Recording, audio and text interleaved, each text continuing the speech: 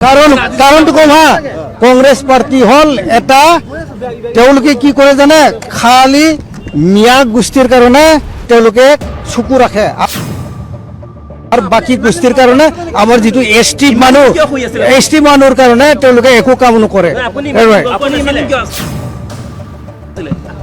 মই চাইছিলো কি জানে মোক সহাৰি দিয়ে কিন্তু সহাৰি নপৰে মই বাদ দিছো কি আছে আৰু মোৰ মই পোৱা নাই গতিকে মই বাদ দিছো কিয় থাকিম মই ইয়াৰ আগতে কি হ'ল মেনেজ কিমান হ'ল নেকি মেনেজ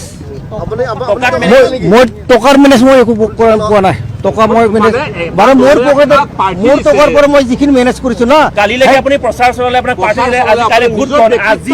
ভোট খেলিব পৰা হাওকখিনি নহল নেকি আপোনাৰ কেলে হ'ব আপুনিতো জানিব না কাৰণ সহাৰি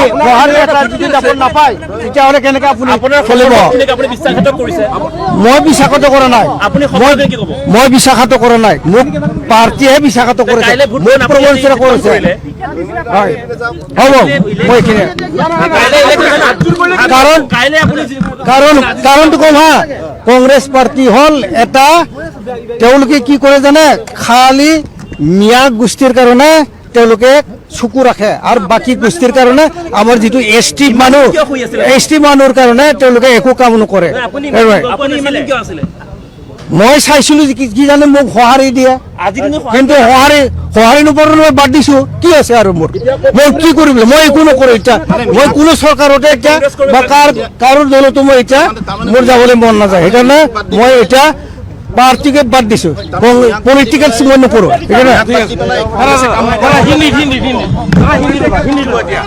এতিয়া কংগ্ৰেছে কাক ভোট দিব আপুনি পলালে